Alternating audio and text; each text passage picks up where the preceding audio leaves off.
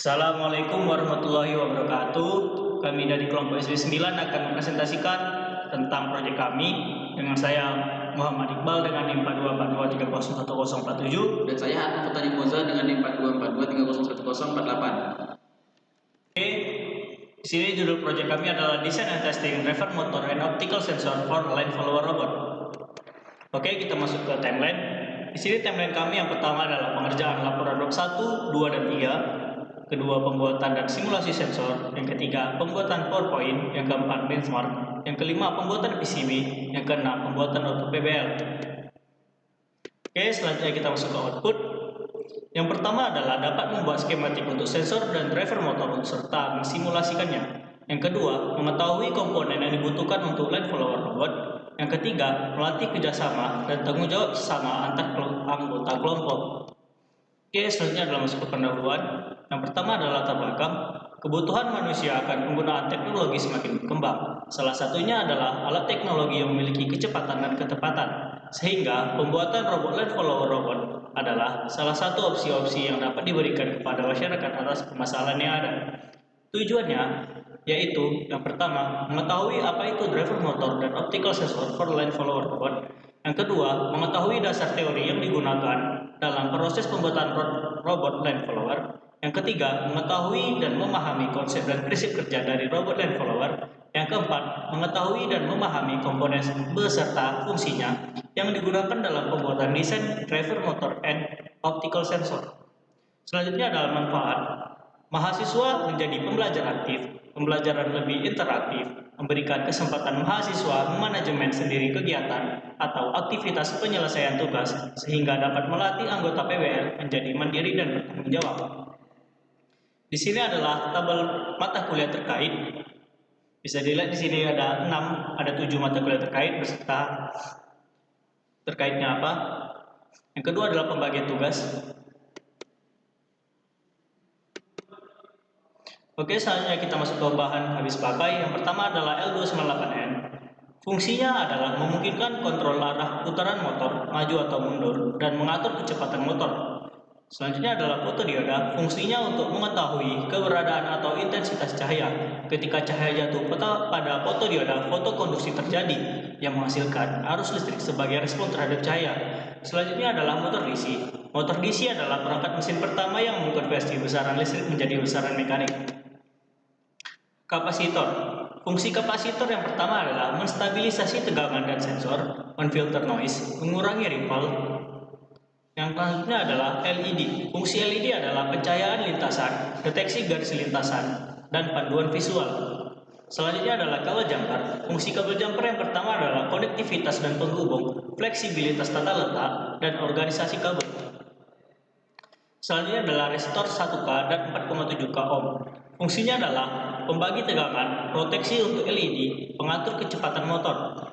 Selanjutnya adalah resistor 220 dan 330 ohm. Fungsinya adalah pembatas arus LED, proteksi sensor cahaya, penyaringan sensor.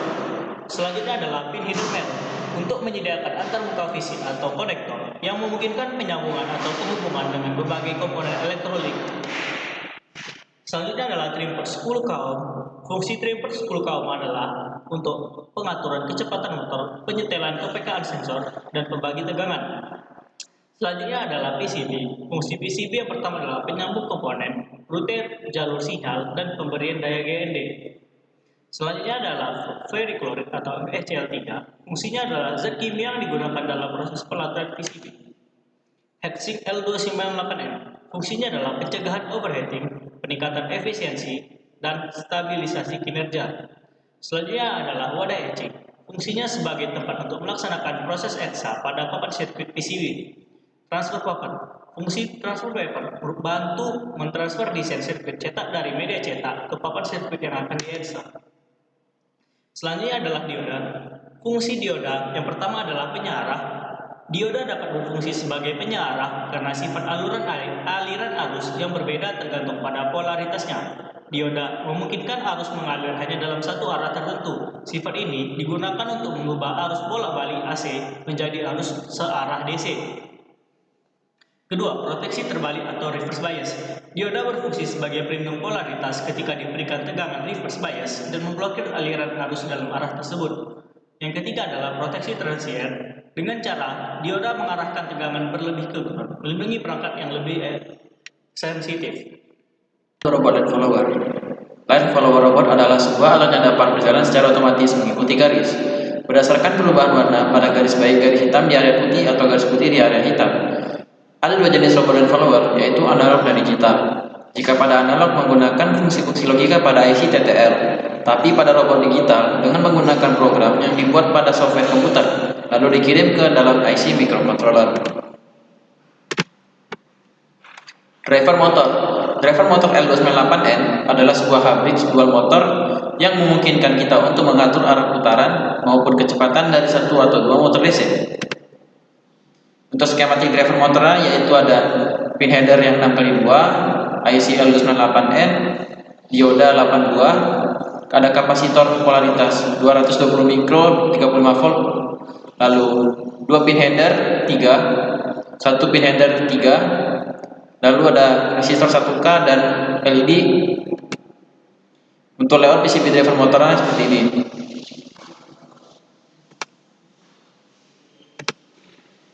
Line sensor.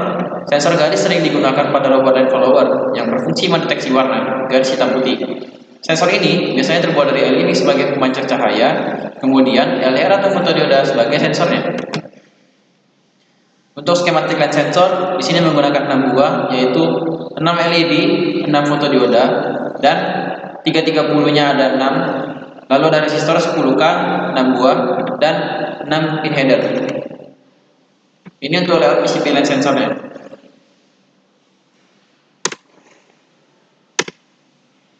Pembuatan PCB. Pertama, sediakan layout driver motor dan optical sensor. Yang kedua, lakukan printing driver motor dan optical sensor. Yang ketiga, lakukan fotokopi hasil desain jika tidak menggunakan printer bubuk atau tinta toner. Lalu, yang keempat, lakukan pengamplasan pada papan PCB. Yang kelima, siapkan larutan autan. Yang keenam, tempel papan PCB ke hasil print layout driver motor dan optical sensor. Yang ketujuh, oleskan larutan autan ke bagian papan PCB yang dihadapkan ke hasil print dan taruh plastik mika di atasnya.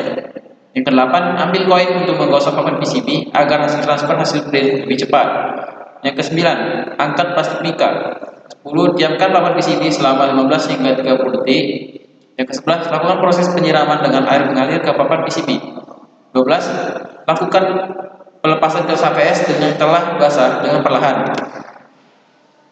13. Siapkan wadah dan larutan FeCl3 atau ferrichloride, lalu rendam papan PCB ke wadah. Yang keempat, bersihkan papan PCB menggunakan air mengalir. 15. Ambil sikat gigi dan thinner untuk menghilangkan bekas tinta. Di sini ada yang bagian kiri belum dibersihkan menggunakan thinner, yang kanan sudah menggunakan thinner. 16. Ambil dan nyalakan gerinda, lalu potong PCB yang tidak terpakai. 17. Ambil dan nyalakan mini drill, lalu lakukan pengeboran pada kaki komponen dan jumper. 18. Bersihkan bekas pengeboran. Yang ke-19, lakukan proses penyolderan pada kaki komponen dan kabel jumper. Yang kedua selesai. Di sini kiri itu motor driver dan yang kanan adalah sensornya. Sekian, terima kasih. Wassalamualaikum warahmatullahi wabarakatuh.